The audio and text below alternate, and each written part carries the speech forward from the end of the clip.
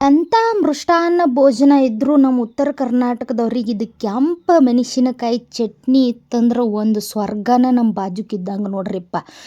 ಏನ ಮಾಡಿದ್ರೂ ಇದನ್ನು ಒಂದು ಸ್ವಲ್ಪರೇ ಬಾಯಿಗೆ ಹಾಕ್ಕೊಳ್ಳಿಲ್ಲ ಅಂತಂದ್ರೆ ಅವನು ಊಟನ ತಿಂದಂಗೆ ಅನ್ಸಂಗಿಲ್ಲ.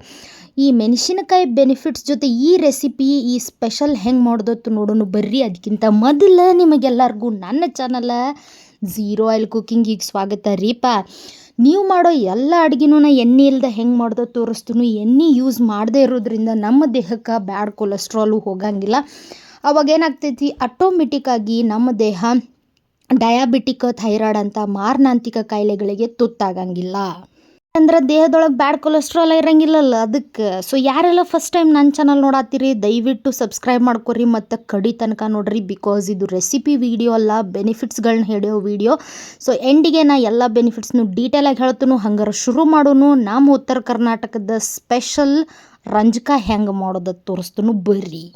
ಫಸ್ಟಿಗೆ ಏನು ಮಾಡಿಬಿಡೋನು, ಸ್ವಲ್ಪ ಬಿಸಿನೀರು ತೊಗೊಂಬಿಡೋನು. ಬಿಸಿನೀರಾಗ ನಿಮಗೆ ಎಷ್ಟು ಮೆಣಸಿನ್ಕಾಯಿ ಬೇಕಲ್ಲ ಅಷ್ಟು ಬ್ಯಾಡಿಗೆ ಮೆಣಸಿನ್ಕಾಯಿ, ಗುಂಟೂರು ಮೆಣಸಿನ್ಕಾಯಿ ಮಿಕ್ಸ್ ಮಾಡ್ಕೊಂಡು ಹಾಕಿಬಿಡ್ರಿ.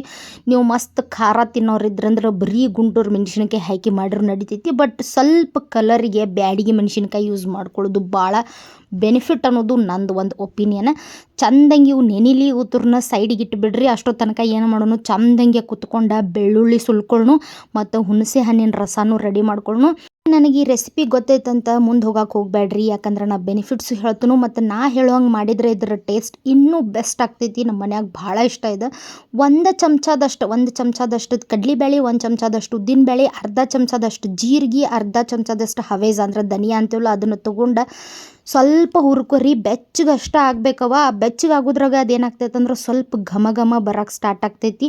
ಭಾಳ ಕಪ್ಪಗಾಗುವಂಗೆ ಹುರ್ಕೋಬೇಡ್ರಿ. ಮೇನ್ ಜೀರಿಗೆ ಹುರಿದಾವಿಲ್ಲ ನೋಡ್ಕೊರಿ. ಜೀರಿಗೆ ಹುರಿದಿದ್ದಪ್ಪ ಅಂತಂದ್ರೆ ಆಟೋಮೆಟಿಕ್ ಏನಾಗಿರ್ತೈತಿ, ಬೇರೆ ಎಲ್ಲನೂ ಹುರಿದಿರ್ತೈತಿ. ಸೊ ಇದನ್ನೇನು ಮಾಡಿರಿ, ತಟ್ಟೆ ಒಳಗೆ ತೆಗೆದಿಟ್ಕೊಂಬಿಡ್ರಿ ಚಂದಂಗೆ ಅದು ಇದನ್ನಾಗಲಿ.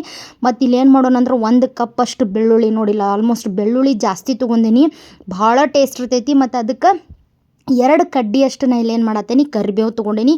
ಇವತ್ತೂ ಚಂದಂಗೆ ನಾ ಏನು ಮಾಡ್ತೀನಿ, ಫ್ರೈ ಮಾಡ್ಕೊತೀನಿ. ಬೆಳ್ಳುಳ್ಳಿ ಮತ್ತು ಕರಿಬೇವು ಕುರ್ಕುರು ಆಗಬೇಕು, ಬೆಳ್ಳುಳ್ಳಿ ನೋಡಲ್ಲ ಸುಟ್ಟಂಗೆ ಆಗಬೇಕು. ಇಲ್ಲ ನೀವು ಡೈರೆಕ್ಟ್ ಒಲಿ ಇತ್ತಂದ್ರೆ ಗಡ್ಡಿ ಸಮೇತ ಕೂಡ ಸುಡ್ಬೋದು ಬೆಳ್ಳುಳ್ಳಿನ, ಅದು ಭಾರಿ ಟೇಸ್ಟ್ ಬರ್ತೈತಿ. ಇವತ್ತೂ ಏನು ಮಾಡೋಣಪ್ಪ ಅಂತಂದ್ರೆ ಒಂದು ಸೈಡ ಎತ್ತಿಟ್ಕೊಂಡ್ಬಿಡೋನು. ಅಷ್ಟ್ರಾಗ ಏನಾಗಿರ್ತೈತಿ, ನಮ್ಮ ಮೆಣಸಿನ್ಕಾಯಿ ನೆನೆದಿರ್ತೈತಿ, ಅದನ್ನು ನೀರೊಳಗಿಂದ ಸಪ್ರೇಟ್ ತಕ್ಕೊಂಡು ಏನು ಮಾಡೋಣ ಅಂದ್ರೆ ಡೈರೆಕ್ಟ್ ನಮ್ಮ ಮಿಕ್ಸಿ ಜಾರಿಗೆ ಹಾಕ್ಕೊಂಡು ಬಿಡೋನು. ಇದಕ್ಕೆ ಸ್ವಲ್ಪ ಏನಂದ್ರೆ ಆಲ್ರೆಡಿ ರೆಡಿ ಮಾಡಿಟ್ಕೊಂಡ್ರು ಕಡ್ಲಿಬೇಳೆ, ಉದ್ದಿನಬೇಳೆ, ಧನಿಯಾ, ಜೀರಿಗೆ ಐತ್ಲ ಅದನ್ನು ಹಾಕ್ಕೊಳ್ಳು. ಮತ್ತು ಬೆಳ್ಳುಳ್ಳಿ ಮತ್ತು ಕರಿಬೇವು, ಸ್ವಲ್ಪ ಹುಣಸೆ ಹಣ್ಣಿನ ರಸ, ರುಚಿಗೆ ತಕ್ಕಷ್ಟು ಉಪ್ಪು, ಬೇಕಂದ್ರೆ ಬೆಲ್ಲ ಹಾಕ್ಕೊಂಡು ಇದನ್ನು ನುಣ್ಣಗೆ ರುಬ್ಬಬೇಕು. ಮೇನ್ ಮೆಣಸಿನಕಾಯಿ ಒಳಗೆ ವಿಟಮಿನ್ ಎ, ಬಿ ಮತ್ತು ಸಿ ಜಾಸ್ತಿ ಇರೋದ್ರಿಂದ ಇದು ನಮ್ಮ ದೇಹಕ್ಕೆ ರೋಗ ನಿರೋಧಕ ಶಕ್ತಿನ ಜಾಸ್ತಿ ಕೊಡ್ತೈತಿ.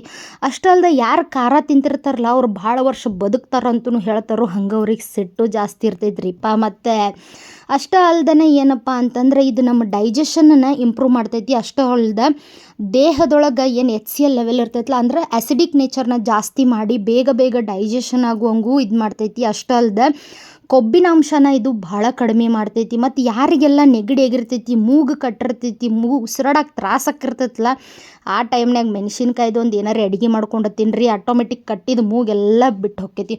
ಮತ್ತು ಆಯುರ್ವೇದಿಕದೊಳಗೆ ಹೇಳೋ ಪ್ರಕಾರ ಇದು ನರಕೋಶಗಳಿಗೆ ಏನಾದರೂ ಒಂದು ತೊಂದರೆ ಇತ್ತು, ಸಂಧಿವಾತ ಇತ್ತು ಅಂದ್ರೆ ಅದ್ರ ಟ್ರೀಟ್ಮೆಂಟ್ಗೂ ಇದನ್ನು ಬಳಸ್ತಾರಂತ. ಬಿಕಾಸ್ ಇದ್ರೊಳಗೆ ಅಂಥ ಒಂದು ಕೆಲವೊಂದು ಅಂಶಗಳದಾವೆ ನೋಡ್ರಿ. ಮತ್ತು ಫೈಬ್ರೋಮ್ಯಾಲಿನ್ ಅನ್ನೋ ಒಂದು ಅಸ್ವಸ್ಥತೆಯನ್ನು ಇದು ಕಡಿಮೆ ಮಾಡಿ ಕ್ಯಾನ್ಸರ್ ವಿರುದ್ಧ ಹೋರಾಡೋಕ್ಕೂ ಸಹಾಯ ಮಾಡ್ತೈತಂತ್ರಿಪ್ಪ. ನನಗೆ ಗೊತ್ತಿರಲಿಲ್ಲ ಮೆಣಸಿನ್ಕಾಯಿ ಒಳಗೆ ಇಟ್ಟು ಲಾಭದ. ಅವತ್ತು ನಿಮಗೆ ಗೊತ್ತಿತ್ತಂದ್ರೆ ನಿಮಗೆ ಏನೇನು ಗೊತ್ತೈತೆ ಅನ್ನೋದು ಕಮೆಂಟ್ದಾಗ ತಿಳಿಸ್ರಿ. ನಾಳೆ ಮತ್ತೊಂದು ಹೊಸ ವಿಡಿಯೋ ಒಂದಿಗೆ ಮೀಟ್ ಆಗ್ತೇನೆ ರೀ. ಅಲ್ಲಿವರೆಗೂ bye, love you all darlings.